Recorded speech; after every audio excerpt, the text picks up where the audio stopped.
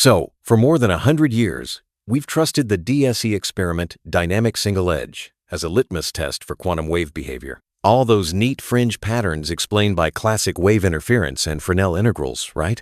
Except, what's wild is your team's claim that the real story isn't about interference at all. You're saying it's all about a hidden material property, torsional rigidity, or CT, that totally flips the script on how we interpret those fringes. Exactly. The idea is that the edge isn't just a place for waves to do their thing. It's actively shaping what happens, thanks to its own quantum stiffness. That's a big leap from thinking the edge is just a geometric obstacle. And it means the pattern could change, depending on what material the edge is made of, which is a huge blow to the belief that the DSE result is universal, no matter what. What's even more fascinating is how this all ties into the Fractalon Unified Theory. Instead of light as a wave, FUT sees it made of fractalon's particles that come with their own built-in twist and polarization.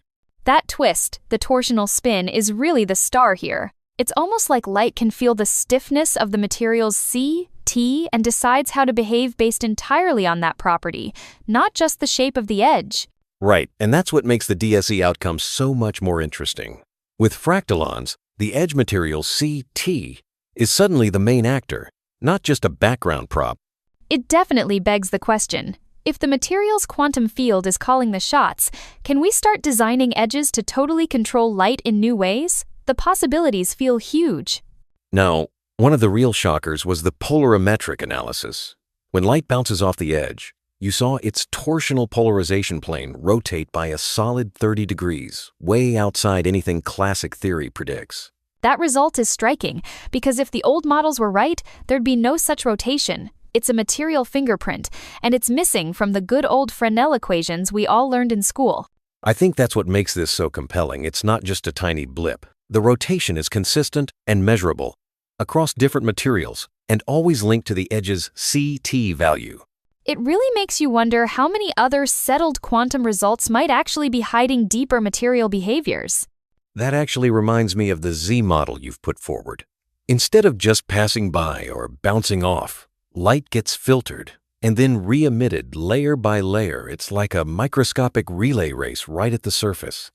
Exactly, and it gets even stranger with the Coanda torsional effect. In the pot experiment, the laser beam doesn't just zip away from the edge instead, it hugs the metal for centimeters, almost as if it's glued by some invisible force. That's such a wild image light, curving along a surface instead of racing off into the distance. It shows there's a real physical entanglement with the CT field shaping its path. And it's not just a visual quirk. That curving behavior is direct proof of the torsional mechanics at work, not some trick of simple reflection or refraction. But if you want the real mic drop, it's what happened with diamond. You'd expect, since diamond's got the highest CT, the DSE pattern should be off the charts. Instead, nothing, no fringe, no pattern. That blew my mind, honestly. Diamond becomes a perfect torsional trap. The light doesn't get a chance to reflect and create those fringes. It just disappears inside, leaving only deep internal spots as evidence. It's such decisive proof. If DSE were truly a universal quantum effect, diamond would amplify it, not erase it. Instead, the pattern vanishes, showing it's all about the material's torsional rigidity. And that's a game changer, because it means we're seeing an emergent effect, not a timeless law, something shaped by the edge's CT, not by wave interference alone. So the obvious next step is to push in the opposite direction what happens when you use a material like ice, which has almost no mechanical rigidity.